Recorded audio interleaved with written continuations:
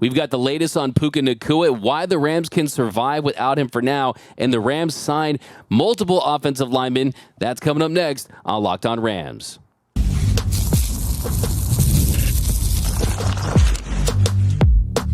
You are Locked On Rams, your daily Los Angeles Rams podcast. Part of the Locked On Podcast Network, your team every day.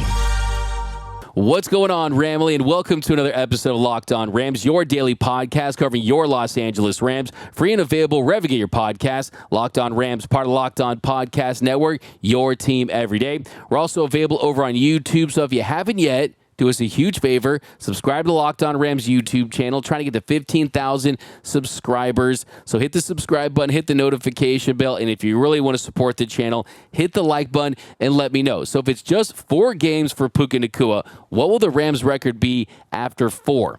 My name is Doug McCain. You can follow me on X and Instagram at DMac_LA. I've been covering LA sports and the NFL and college football for over a decade. 24/7 Sports, Bleacher Report, SI, Dodgers Nation, now the Rams 4 Locked On. And today I'm flying solo, and we have a jam-packed show for you today. We got an update on the Rams injury situation on the offensive line. They signed multiple offensive linemen, but we have to start with Puka Nacua. So since the last time we spoke, Puka Nacua was placed on injured reserve. He's going to miss at least 4 games. Sean McVay told us yesterday that he was headed to the IR, and he didn't say how long he was going to be out, but he did say that he aggravated the knee injury that kept him out for 3 weeks during training camp. And he said, quote, a little bit more significant than what was previously the situation. So it's the same knee that he hurt during the Rams-Chargers joint practice back during training camp. And during the game, he came back and played one play. He ultimately was carted off after he banged up that knee, and there was a lot of fear that, okay, it's non-contact. Could it be worse? Some people were playing Dr. Twitter, Dr. X, Dr. Google, trying to make assumptions, a lot of speculation. But the truth of the matter is that it's an IR situation. It's not season ending. A couple weeks back, Sean McVay said about the injury, really just had a little bit of a bursa sac, kind of burst it.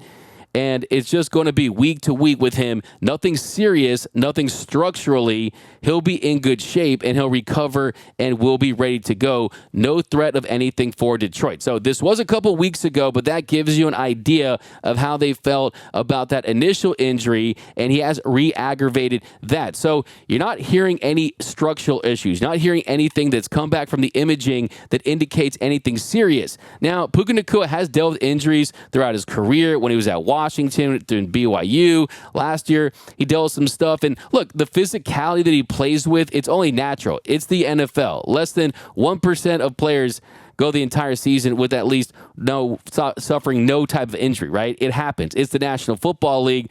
But I think that there was a little bit of an overreaction. And I think a lot of this had to be with fantasy managers out there that drafted him with their first pick. But in the real world, in real football, the truth is the Rams can survive without Puka Nacua for the first 4 games. And the main reason why is because of how good Cooper Kupp looked. Cooper Kupp received a 71.2 PFF grade. He was targeted 21 times by Matthew Stafford. So we know when Matthew Stafford finds his guy, he tends to feed them. He lets his big boys eat. And Kupp certainly is his big boy as far as production right now. And he was targeted 21 times, had 14 catches for 120 yards and a touchdown. He had that beautiful catch down the left sideline, was able to get both those feet in, drags both of his toes, makes a phenomenal catch. And he also had 42 yards after the catch. He had a 7.4 average depth of target. So that's definitely not high by any means. So you're kind of looking less than 10 yards with some of that ADOT stuff right there. When he was at its best, he was higher from that range. And it does make you wonder if you have to rely on Cooper Kupp for the next 4 weeks and you are targeting him 20 plus times per game, is that going to subject him to some injury risk? Well, it's football. It happens. But the good part about this is if Puka Nacua went down like he did, and you had last year's version of Cooper Kupp towards the end of the season, where he just wasn't moving like the 2021 or even the early 2022 version of Cooper Kupp. He wasn't getting out of his breaks. He wasn't creating separation. He wasn't finding a way to make plays. If you had that Cooper Kupp plus the Puka injury, then I'd say, okay, there's a reason to be worried at this point. But I'm very encouraged by the way that Cooper Kupp played. I said it yesterday. The revenge tour is underway. He's leaner. He looks quicker. He looks like his offseason training program has certainly paid dividends, and he did switch some things up from that end as well. So he looks healthy and he looks ready to produce. And then behind Cooper Kupp, Tyler Johnson looked really good. Demarcus Robinson made plays. Tyler Johnson, he received a 69.7 PFF grade. He caught 5 passes for 79 yards, had that 63-yard catch, and he also produced 64 yards after contact. So that definitely bodes well and speaks to the physicality that he's capable of playing with. He had a 69.5 blocking grade, and with the way the Rams ask their receivers to block in the run game, you want to be able to have that ability as well. And I think when you're looking at Tyler Johnson, you're not looking for an entire season of production. You're looking for a handful of games early in the season, and then he can go back to being a depth player. And what did we see last season, early in the year, when you didn't have Cooper Kupp, when he was on the IR dealing with the hamstring injury? First couple of games, Tutu Atwell, he was able to produce. Tutu had 119 yards in week 1, 77 yards in week 2, and then over the next 15 games, he had 287 yards combined. So, yeah, it's a whole different conversation about Tutu not getting his opportunities, and I certainly think that Tutu should get more opportunities. I'm a Tutu truther. I'm of that belief as well, but truth of the matter is they were able to get production from guys like Tutu and kind of weather the storm while Cooper Kupp was out. So we know that Kupp is going to get the lion's share of the targets. We know that he's going to step up. Also, Tyler Johnson has the ability. And don't forget about Demarcus Robinson. Demarcus Robinson, a 68.4 PFF grade. He finished with 4 catches for 42 yards. He had that really nice play during the game where Stafford, he was manipulating the pocket with his legs, and he found Robinson in out-of-structure play. So it really speaks to the chemistry that they built last season, where if it's a broken play and Stafford's trying to make something happen, Demarcus Robinson is a guy that can keep that play alive and give Stafford an option downfield. So I like his ability as well. And then look, Jordan Whittington, they mixed him in there. He could have got a touchdown if it wasn't for that A.J. Curry face mask holding penalty there. And then Colby Parkinson is another weapon that they can utilize as well. And on top of everything else, I think you're going to focus and emphasize the run a little more than you did in the first game. And Sean McVay already talked about that as far as the way the defense for the Lions was really triggering that passing game for the Rams. And look, it almost worked. The Rams almost won that game. So you're going to see more Kyren Williams. I have a lot of confidence that you're probably going to see Blake Corum. I'm pretty sure that the way things were playing out, we were going to see Blake Corum get his first carries of his NFL career in the second half. But the game happens fast, and it didn't happen. But I definitely think that in week 2, barring no injuries on that offensive line and a little more of a controlled style of offense, that you're going to see a deeper commitment to the running game than you saw in week 1. And you just kind of have to, because look, as much as I loved Cooper Kupp's production, like I said, it's a lot of targets for a guy that has dealt with injuries that's north of 30. And you also want to make sure that he stays healthy throughout the entire season. So when does Puka Nacua come back? Now, he's eligible to return during their Week 6 bye, so no game that week, he won't be playing. Now, could that be a little advantageous for the Rams so they're not tempted to rush him back and have him participate in a game right away? It could be. I mean, hopefully he's okay earlier than that, and they just place him on the IR because they want that roster spot and they want to fill that spot with someone that can be additive for depth reasons. But if you look at their schedule without Puka Nacua, they're going to Arizona, an NFC West opener, and then you host the 49ers at home on September 22nd. Then in week 4, you take on the Bears in Chicago, going up against Caleb Williams. I mean, that team didn't look great. They were able to win. A lot of that had to do with their special teams. So we'll see how much better does Caleb Williams look in week 4.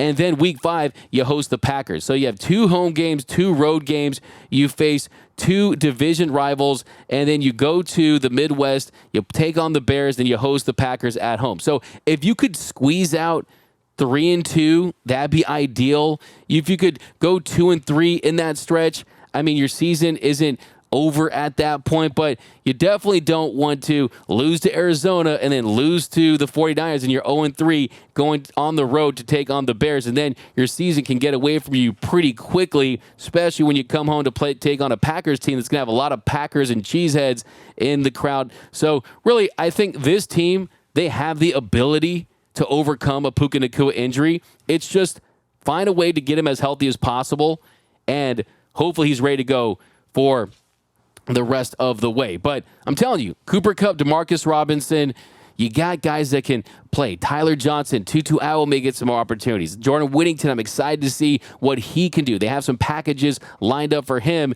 And then Colby Parkinson, he made some plays as well. But the number one thing you need to know is Cooper Kupp, I think he's back. I think he's ready to have a Pro Bowl season. And because of that, I think the Rams are going to be fine without Puka Nacua for the first part of the season. But coming up next, the Rams signed multiple offensive linemen. We're breaking that down. That's coming up next on Locked On Rams. Man, when we leave the house, it's phone, wallet, keys, and how's my hair look. But if you're experiencing hair loss, you may not be so confident when you step outside your door. It's time to get that confidence back and restore your hair with Hims. Hims provides access to a range of hair loss treatments that work, all from the comfort of your couch. Hims makes treating hair loss simple with doctor-trusted treatment options and clinically proven ingredients like finasteride and minoxidil that can regrow hair in as little as 3 to 6 months. They offer personalized chewable oral spray and serum treatment options so you can find what works best for you. The process is simple and 100% online. Just answer a few questions and a medical provider will determine if treatment is right for you. If prescribed, your treatment is sent directly to your door. Hims has hundreds of thousands of trusted subscribers, so if you feel like you're losing part of yourself with your hair loss, get Hims and get your confidence back.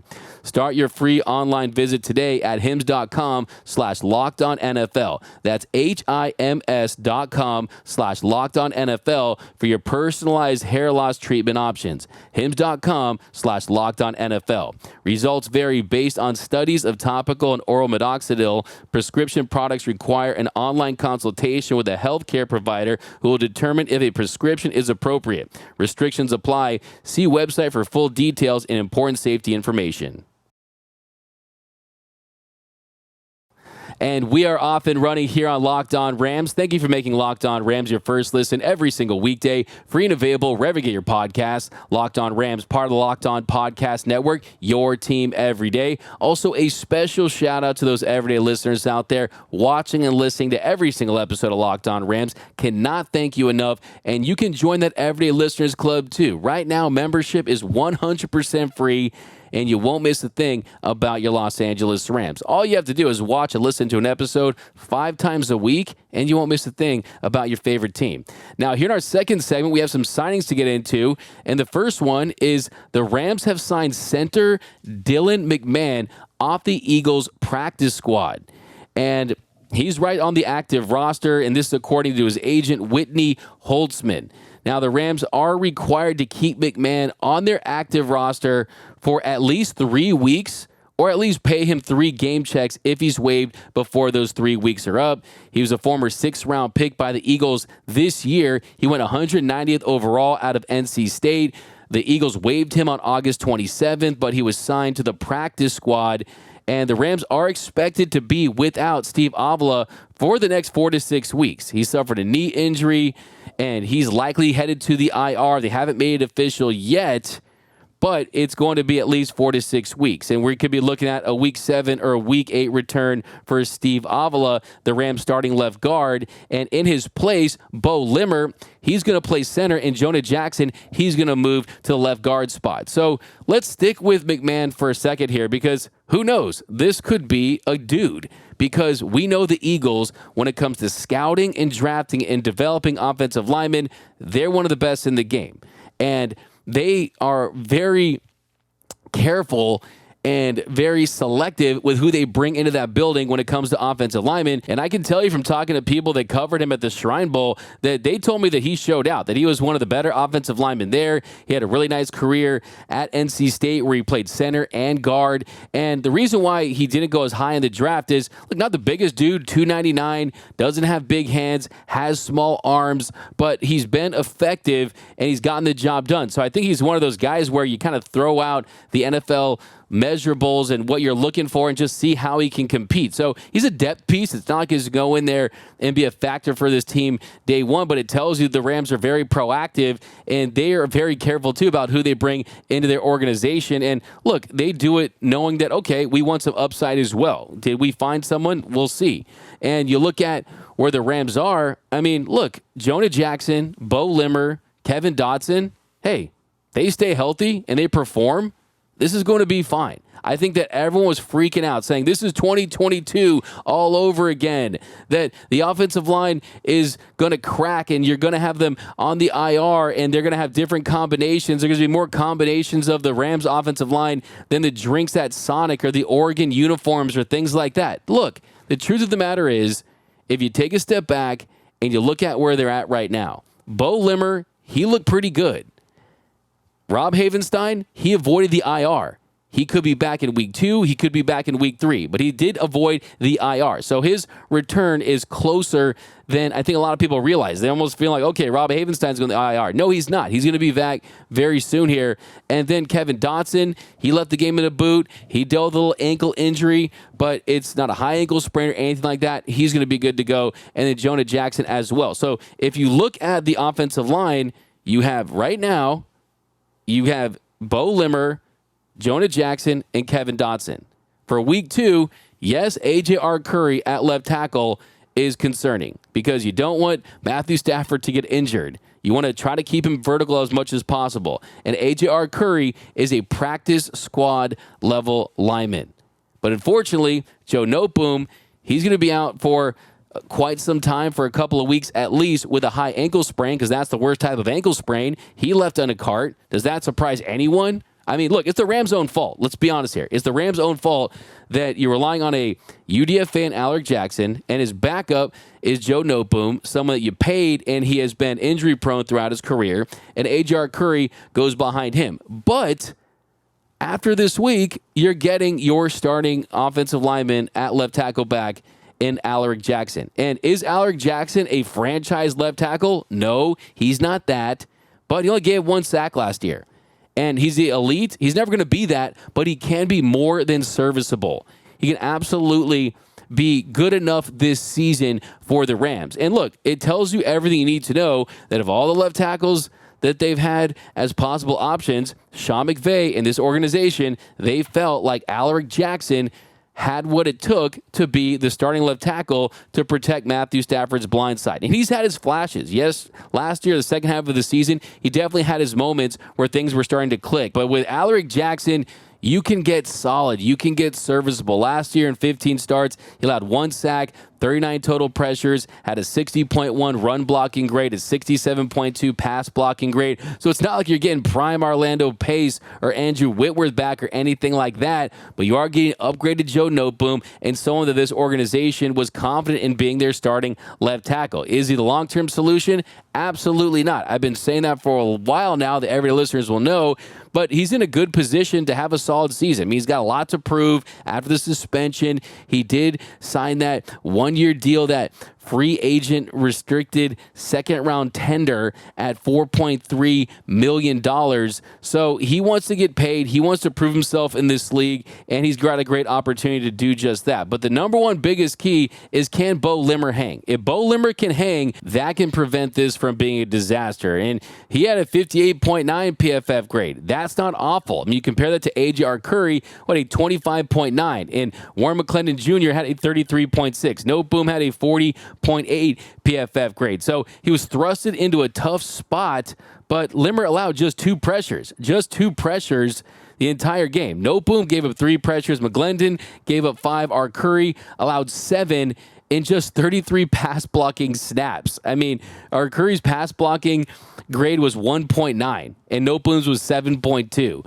So those are the two worst of any lineman in the National Football League in week 1. So Bo Limmer clearly was better than those guys, and if he can just hold steady while our Curry can try to hopefully play better in week 2. I mean, I don't think it's a situation where you move guys. It's very tough to move offensive linemen. It's a whole different skill set. You're moving your foot differently. McClendon going there, I don't think is the answer. You just got to hope for better production, hopefully, or bring someone else in.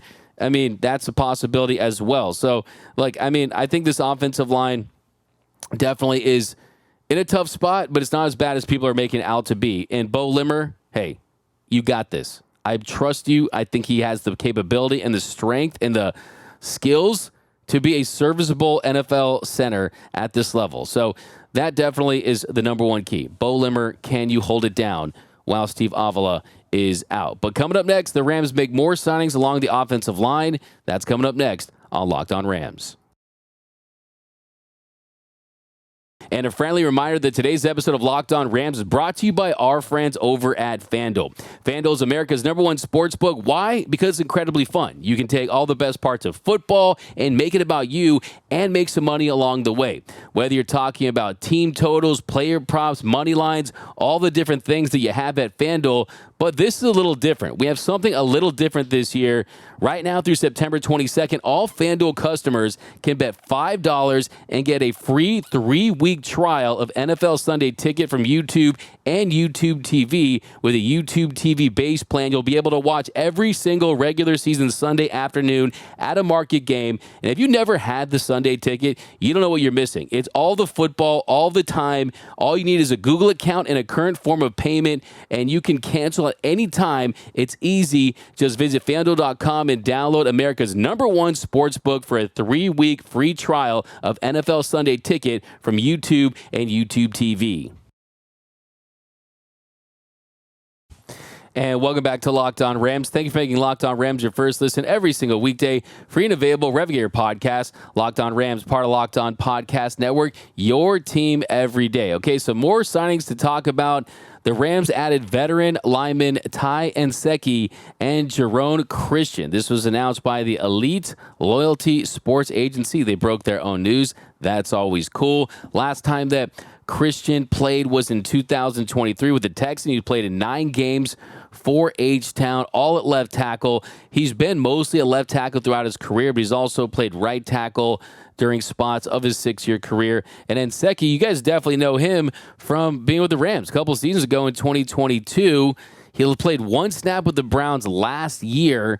He had 421 snaps with the Rams a few years ago. All those were at left tackle. He also has experience playing right tackle and left guard. So we don't know yet where we're going to see them as far as their spot on the roster. It remains to be seen, but they're adding depth, and the Rams are clearly being extremely proactive when it comes to whether it's going to be the practice squad or the active roster. We don't know that just yet, but that's the big question heading into week 2. Who's the starting left tackle? And we're going to talk about that more tomorrow. But just kind of initial thoughts. I mean, look, McClendon did play left tackle during his time with the Georgia Bulldogs. It's been a while.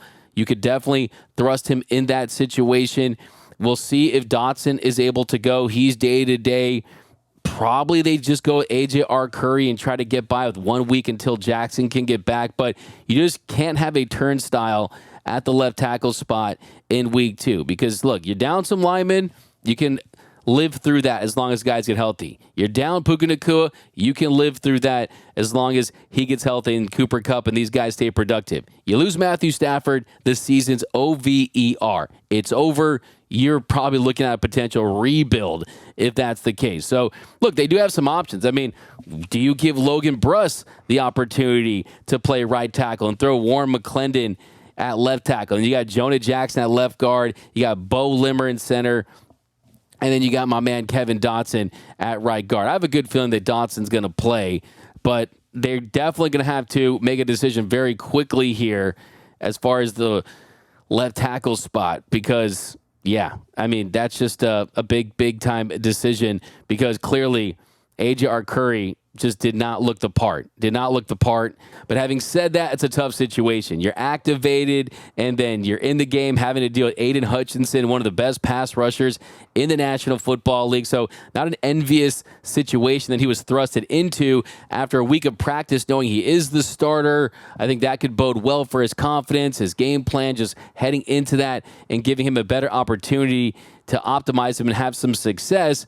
Or the Rams think really big and they go externally and get on the phone with David Bakhtiari. I certainly would have checked in on him just to get a feel for where he's at physically, but I do think that you're looking at week 3 and Jackson coming back, and with Jackson back and Havenstein back, well, at that point, you have 4 of your 5 offensive linemen back that you thought you were going to have to start the season, and Bo Limmer hopefully just performing at an average to above average level. So I don't see them going too dramatic with it. So, look, I mean, for me, just survive week 2. Find a way to survive week 2. Find a way to get a win. And hopefully Alaric Jackson can provide some stability on the slide. And also Rob Havenstein, he is Mr. Stability too. So getting him back is going to be massive as well. But that's going to do it for this episode of Locked On Rams. My name is Doug McCain. You can follow me on X and Instagram at DMAC_LA. And until next time, whose house? It's Locked On Rams house.